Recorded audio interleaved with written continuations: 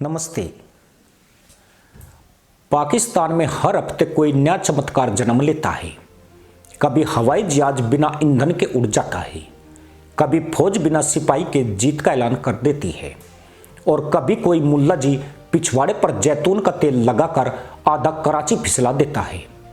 पर इस बार और भी खतरनाक हो गया है।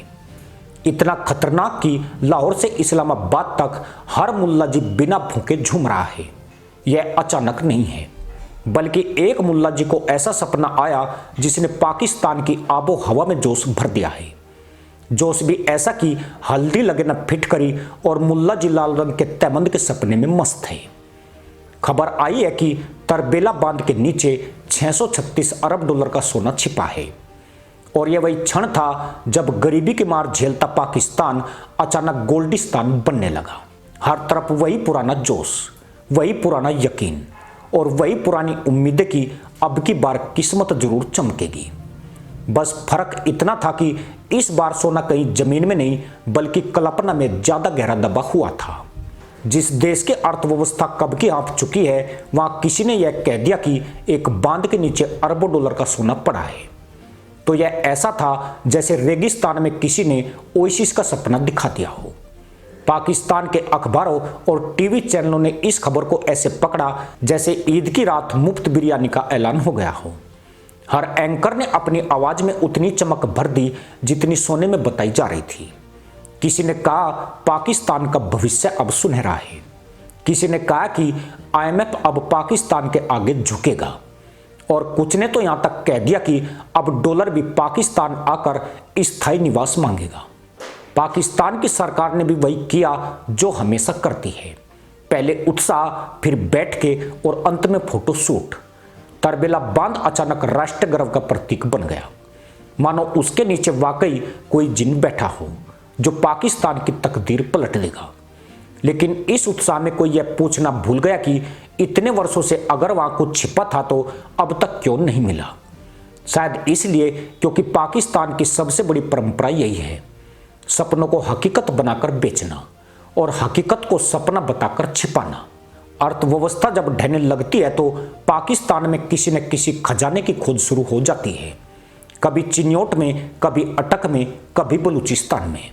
हर बार अरबों डॉलर के खनिज मिलने का दावा किया जाता है और हर बार कुछ महीनों बाद वही रिपोर्ट आती है, खदान तो मिली पर उसमें सोना नहीं, बस मिट्टी है। लेकिन मिट्टी को सोना बताने की कला पाकिस्तान में पुरानी है। यह वही देश है जो कभी चीन के कर्ज को दोस्ती का तोहफा बताता है और IMF की शर्तों को कुर्बानी कहकर जनता से तालियां बजवाता है। तरबेला बांध के नीचे सोना मिलेगा या नहीं, यह सवाल वैज्ञानिकों के लिए है, पर पाकिस्तान में हर चीज पहले राजनीतिक होती है। दावे के बाद सरकार ने मीटिंग की, सेना ने रिपोर्ट मांगी, अफसरों ने फाइलें बनाई और मीडिया ने ग्राफिक्स तैयार किए जिनमें चमकता हुआ बांध दिखाई दे रहा था। जनता ने रात की सांस ली कि अब शायद बिजली सस्ती हो जाएगी, पेट्रोल का दाम घटेगा और रोटी फिर से थाली में आएगी। पर कुछ ही दिनों बाद सबको समझ में आ जाएगा कि यह भी उसी किस्म की कहानी है जैसे पाकिस्तान के इतिहास में बार बार दोहराई जाती है, जहां सपने बहुत सुनहरे होते हैं लेकिन आंख खुलते ही सब कुछ काला सफेद रह जाता है। पाकिस्तान का सबसे बड़ा संकट यही है कि वहां उम्मीदें भी अफवाहों पर टिकी होती है। कोई भी व्यक्ति टीवी पर आकर कह दे कि उसने खदान में सोना देखा है तो पूरा मुल्क उसे मसीहा मान लेता है। लोग अपने कर्ज भूल जाते हैं, महंगाई भूल जाते हैं और ये सोचने लगते हैं कि अब बस कुछ दिन और फिर सब ठीक हो जाएगा। लेकिन कुछ दिनों बाद वही सोना किसी रिपोर्ट में गायब हो जाता है, कोई जिम्मेदारी नहीं लेता और जनता फिर उसी जगह लौट आती है जहां से चली थी, गरीबी, अंधेरा और उधार। पाकिस्तान की फौज के सूत्रों ने बताया कि यह सोना अल्लाह की नेमत है। किसी पत्रकार ने पूछा कि कितना सोना मिलेगा, तो जवाब आया इतना कि मुल्क बदल जाएगा, लेकिन किस दिशा में यह नहीं बताया। अब मामला यही है कि पाकिस्तान में हर बार नेमत मिलती है और नतीजा नेमते खाक निकलता है। पहले गैस मिली तो बिजली गायब हो गई, फिर तेल मिला तो कारें रुक गई, अब सोना मिला है तो शक है कि अगली बार बैंक के ताले उड़ जाएंगे। किसी अखबार ने लिखा कि यह सोना चीन के साथ संयुक्त खुदाई में मिलेगा। यानी पाकिस्तान खुदाई करेगा और चीन खुदाई का बिल भेजेगा। पाकिस्तानी जनता खुश है कि अब आईएमएफ के पास जाने की जरूरत नहीं रहेगी, जबकि आईएमएफ शायद यही सोच रहा होगा, अच्छा अब सोने को गिरवी रखवाओगे। मसला यह है कि जिस देश में गरीब आदमी रोटी की तलाश में लाइन में खड़ा है, वहां नेता सोने की तलाश में डैम के किनारे खड़े हैं। कोई कैमरे के सामने कहता है कि हमारा मुल्क अब अमीर बनेगा, कोई कहता है सोना निकाल कर कर्ज चुका देंगे, लेकिन किसी ने यह नहीं बताया कि पहले बिजली कब आएगी ताकि खुदाई मशीन चल सके। तरबेला के पानी में जब बुलबुले उठते हैं तो लोग अब सोचते हैं शायद यही सोने की चमक है। कोई यह नहीं मानता कि वह सिर्फ ऑक्सीजन का बुलबुला है। यही पाकिस्तान की खासियत है, भरम में भी उम्मीद ढूंढ लेना। यह वही मुल्क है जहां आदमी के पास पेट्रोल नहीं पर जेट खरीदने का ख्वाब रखता है, जहां डैम में पानी नहीं पर सोना मिल जाता है। तरबेला का बांध पाकिस्तान के लिए ऊर्जा का स्रोत जरूर है, लेकिन उसकी छाया में इस बार सपनों का नया कारोबार खुल गया है। दावा करने वाले ने सैंपल की बात की, सरकार ने जांच की बात की, सेना ने सुरक्षा की बात की, पर किसी ने यह नहीं पूछा कि अगर इतना सोना होता तो पाकिस्तान अब तक आईएमएफ के दरवाजे क्यों खटखटा रहा है। असल में पाकिस्तान का असली खजाना उसकी नीतियों में खो गया है।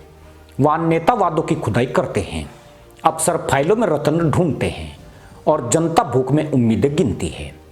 इस पूरे तमाशे की सबसे मजेदार बात यह है कि दुनिया के बाकी देशों ने इस खबर को सुनकर सिर पकड़ लिया। किसी अर्थशास्त्री ने कहा कि अगर वाकई तरबेला में इतना सोना होता तो पाकिस्तान अब तक दुनिया की सबसे बड़ी अर्थव्यवस्था बन चुका होता। कुछ ने ताना मारा कि यह वही देश है जहां हर साल सोने की खबरें आती है, लेकिन नतीजा हमेशा फाइलों की खुदाई तक सीमित रह जाता है। यह एक ऐसा सिलसिला है जहां जनता का ध्यान असली समस्याओं से हटाकर उन्हें खजाने के सपनों में उलझा दिया जाता है। पाकिस्तान की जनता अब इन सोने की कहानियों की आदी हो चुकी है। पहले दिन हर कोई खुशी से उछलता है, दूसरे दिन चर्चा होती है, तीसरे दिन मीम बनते हैं और चौथे दिन खबर गायब हो जाती है। फिर अगले महीने कोई नया दावा आता है, नई जगह, नया खजाना और नया वादा। यह पूरा तंत्र जैसे आत्ममुगतता का प्रदर्शन है, जहां गरीबी भी मनोरंजन बन गई है और बेबसी पर भी हंसी आती है। तरबेला का सपना भी उसी किस्से का हिस्सा बन रहा है।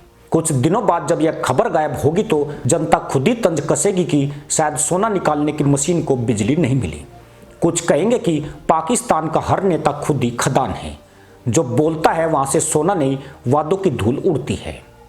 आखिर में यही समझ में आता है कि पाकिस्तान में सोना खोजने की कोशिश दरअसल जनता की आंखों पर सुनहरी पट्टी बांधने का तरीका है। कभी वह आईएमएफ की गलियों में झुकता है, कभी चीन के दरबार में झुकता है और हर बार जनता से कहता है बस इस बार कुछ बड़ा होने वाला है। हर बार बड़ा सिर्फ बयान होता है, नतीजा शून्य। तरबेला बांध का नाम सुनकर लगा कि शायद वाकई कोई भूगर्भीय चमत्कार होने वाला है, लेकिन असल में होगा वही जो हमेशा होता आया है, वादों की खुदाई और हकीकत का दफन होना। इसी के साथ अनुमति दोस्तों, जय हिंद, वंदे मातरम।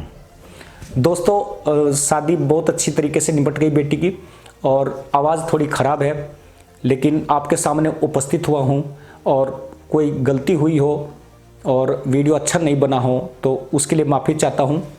जय हिंद, वंदे मातरम।